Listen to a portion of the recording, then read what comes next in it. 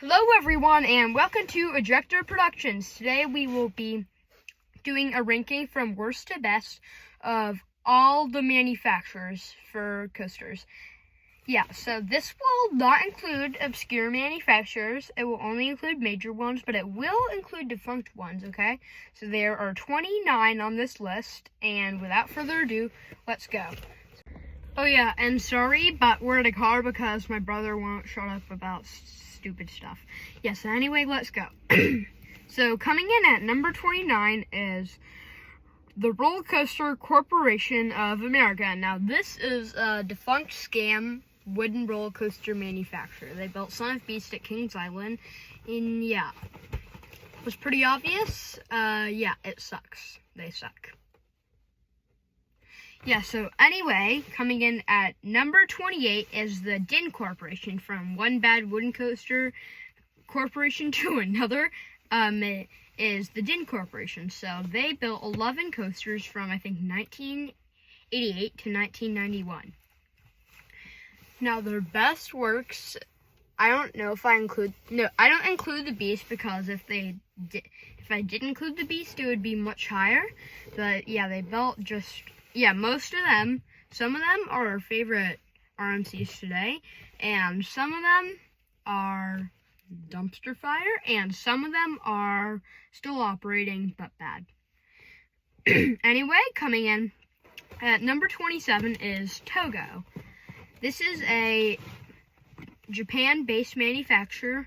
They did some pretty good works in Japan, but then what made them go defunct was they built terrible ones in America. I don't know how you screw that up. You built like a bad hyper, a looping mouse. Windjammer, I hope you saw the parody video. If you didn't, I'll put that in the description. Yeah, so they build a bunch of bad stuff in America. They build a bunch of fine stuff in Japan. Yeah, so, yeah, it must be like home field advantage or something. Oh my gosh. Coming in at number 26 is Skyline Attractions, based out of USA. They built Tidal Twister at SeaWorld San Diego. They also built Harley Quinn Crazy Train at Six Flags Discovery Kingdom. And they do not have one operating coaster right now. Yeah. So coming in at number 25 is Zamperla. They mostly specialize in kiddie coasters, but when they do thrill coasters, that gets bad. They build like a bunch of super rough, forceless rides. Yeah, so they're like terrible. They're not good. Anyway, coming in at number 24 is Sunkid-Hege. I do not know much about this manufacturer. Yeah, this is one of the newest ones. It sounds like something out of a raisin brand. Anyway, next up at number 23 is Interride LLC. This, same thing with Sunkid-Hege. Next up is ABC Rides. Same thing with Sunkid-Hege. But next up is Dynamic Attractions. Now, this is different. They are already defunct. I'm pretty sure, yeah. They built like a SFX coaster. And, yeah. They built an SFX coaster that made them go bankrupt. Mission Ferrari at Ferrari Land in Abu Dhabi. Anyway, coming in at number 20 is SPF Visa. They specialize in small coasters for small parts. Yeah, not much I can say about them. They just fill a gap in the industry. Coming in at number 19 is Chance Rides. The thing that makes them not be as high on this list is that they built a bunch of terrible toboggan coasters that smashed your head against metal, like this. Ow! Yeah, so like that. And, yeah, but nowadays they build a bunch of good, like, kiddie and family coasters, but then sometimes they accidentally build airtime machines. That's what keeps them from the 9 worst. Anyway, coming in at number 18 is Art Engineering, based out of the USA. They just got their start, and yeah, they're a pretty good manufacturer. Their best by far is Cannibal Lagoon. like a elevator lift coaster that's great. And then they have a bunch of solid technological coasters also. Coming in at number 17 is Mauer. They're famous for their X-Kart model, which I see as very problematic. Yeah. But anyways, they also build spinners, so that's nice. Yeah. Coming in at number 16 is Zier. This would be lower if they kept their old school, if they were still old school Zier, but now they build a bunch of like modern coasters. Yeah. So coming in at number 15 is Custom Coasters International. You wonder why I placed them so low? Because they have the history of building rough coasters, and that's also why they went defunct. Yeah. So they built Ghost Rider at Knott's, which is undoubtedly their best coaster. But thanks to GCI for making it their best coaster, it would have been one of their worst ones if they didn't. Anyway, coming in at number 14 is PTC, Philadelphia and Toboggan Coasters. Now, yeah, they're a good old school manufacturer. They did go defunct. Yeah, they built, oh my gosh. They built Blue Streak at Cedar Point, which is probably their most well-known coaster. And anyways, yeah, that's all I have to say about it. So coming in at number 13 is Gerstlauer. I think they deserve this spot because they like build rough coasters, but then they can also be like super good. Like the Eurofighter models of really small location good one. For example, Defiance. I'll put that on screen right now. And yeah, they also built Hang Time at Knott's. Coming in at number 12 is Morgan and Morgan. They mostly build hypercoasters, but they did build one mine train for some reason. Arrow, I'm looking at you. Okay, just kidding.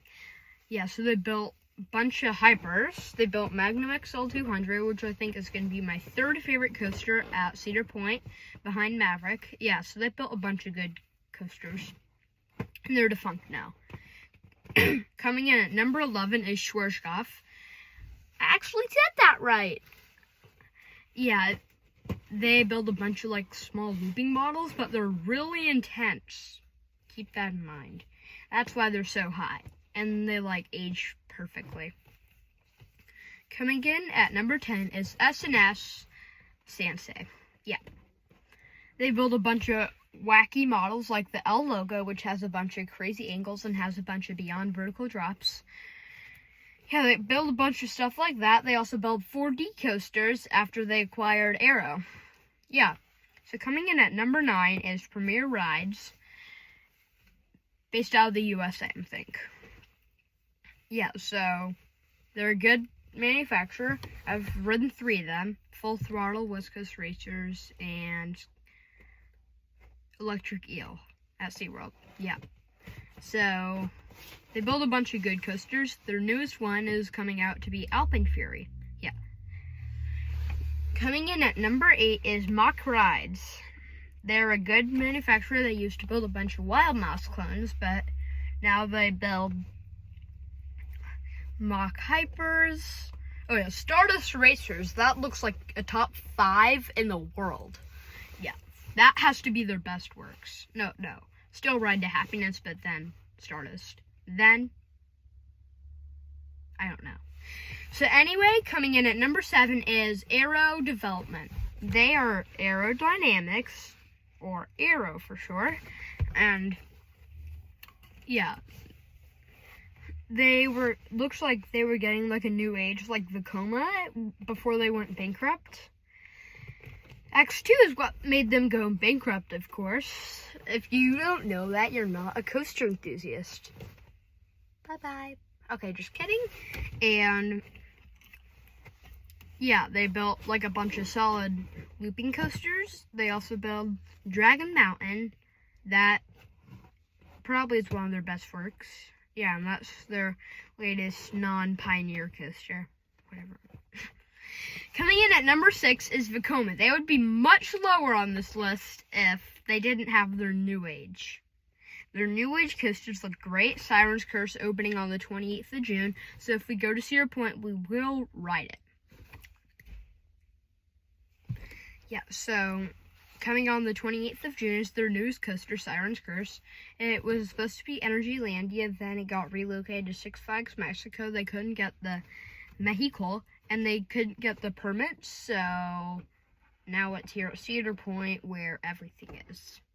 Yay! Okay. So they have like a ton of models now, unlike their old clones, like the Boomerang, the SLC. Yeah, now they have a family Boomerang, a Super Boomerang. That looks a lot better than the Boomerangs. Yeah. And anyway, coming in at number 5 is Great Coasters International, short for GTI for short. They are a great wooden coaster manufacturer. They built a bunch of good ones, like Mystic Timbers. I technically give them credit for Ghost Rider because they fixed it. Yeah. Before it was an old hot mess. Now it's a new hot creation that is perfect, almost. They also, no, they didn't build Voyage. Oh yeah, but you know who built Voyage? The Gravity Group. Yeah, so the Gravity Group is another American-based manufacturer, and they build a bunch of good rides, including the Voyage, Hades 360, yeah, which is pretty accurate because it does a corkscrew, and that's 360. Yeah, anyway, this is our top 3 elite manufacturers. Coming in at number 3 is Bolliger and Malbard, based out of, I don't know where they're out of. Yeah, Bolliger and Malbard. So they build like a bunch of smooth, reliable rides, except for their old stuff, old small scale stand-up stuff, and except for Scream and Riddlers. Those all suck. No, Scream's fine, but Riddler sucks. Yeah. So they build a bunch of good rides. I think their Batman clones are pretty enjoyable. Yeah. I like Batman clones more than Silver Bullet, believe it or not. Yeah, and fight with me in the comments. Yeah, please do. Coming in at number 2 is Intamin. They build some of the best things, including Velocicoaster at Islands of Adventure, and a bunch of other good stuff. Like Helix at Leesburg. Yeah. They're like undescribable. And I think you know who number 1 is, but they, yeah, build like a bunch of great stuff.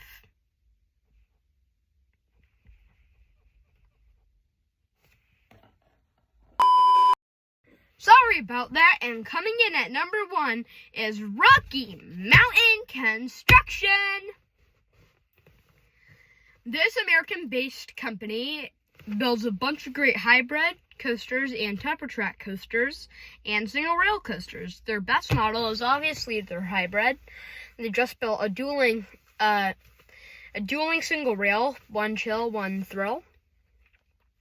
And yeah, RMC has Steel Vengeance, Iron Gwazi, Zadra, Airy Force 1, and Lightning Rod, and something at Colmarden Zoo under their belt. They are the greatest manufacturer ever. Now that's saying a lot. Now, I've ridden 2 RMCs. Twisted Colossus and Wonder Woman Flight of Courage. So anyway, thanks for watching, and I'll see you in the next video tomorrow. Oh yeah, tomorrow we're going to Six Flags Magic Mountain. Please like and subscribe also, and hit the bell. It will help us with the analytics so much. And yeah, thanks for watching everyone. Bye!